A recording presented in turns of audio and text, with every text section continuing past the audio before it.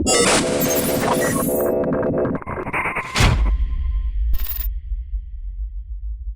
right, hi everybody, John Meadows here, and today we're going to do something you don't see me do a lot of, but I've actually been doing a lot more of it lately, and that's ab work. So today I'm going to do some sit-ups. Now, I have some very specific thoughts on how sit-ups should be done. I'll share with you one of the things I used to do back when I was competing in my 20s and 30s is we never used to train abs in the off season. We always thought it would just build your waist and your stomach up because you were growing, right? And those muscles would grow too.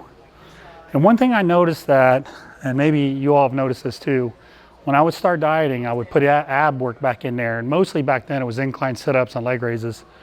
I would notice my deadlifts, my squats, all that stuff started going up.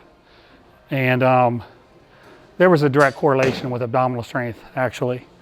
So I've started doing a lot more abs lately, but you gotta be pretty careful about how you do a sit-up, and that's what we're talking about today. I'm gonna show you, ab work is really controversial.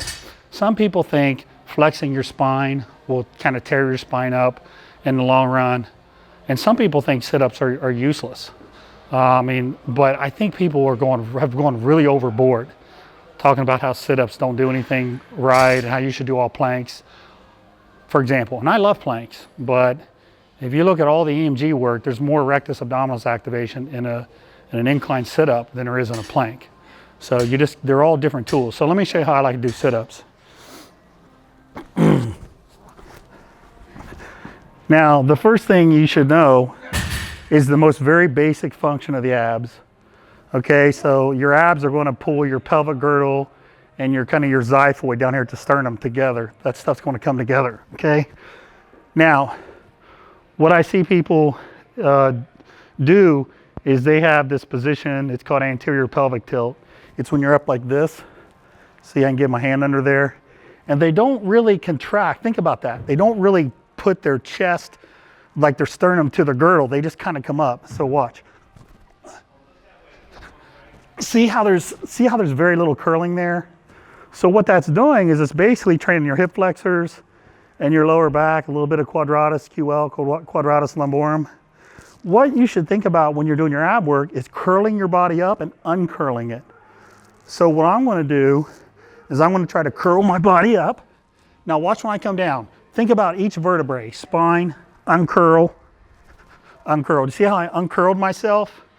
I did not do this. See how I just dropped back with a flat back? So when you get up, I want you to uncurl yourself. And then curl yourself, come up, uncurl yourself, just like. See the difference?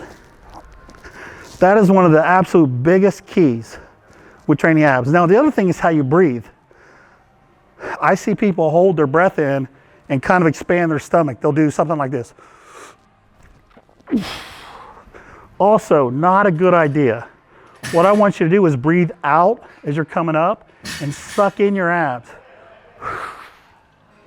Catch a little breath at the top, and then as you're lowering yourself, blow out again. With abs sucked in. So inhale, chest up, inhale, blow your air out, come up, breathe a little bit, and then blow your air out, and pull your stomach in. I like to do that. Don't get into the habit of holding your breath at any point. Don't hold it there, don't hold it there. Curl yourself up, uncurl yourself, blow your air out. Now blow your air out again. And uncurl yourself, okay? Now, if you want to make this real challenging, you could even add a plate. Now look.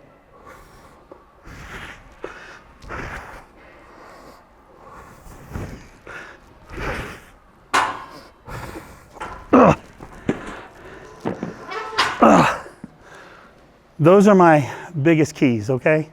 So again, curl yourself, uncurl yourself, breathe out, keep your stomach tight. Start with that first. One other thing I want to mention, notice I didn't have my feet anchored down. A lot of times when you do that, you'll pull with your hip flexors too.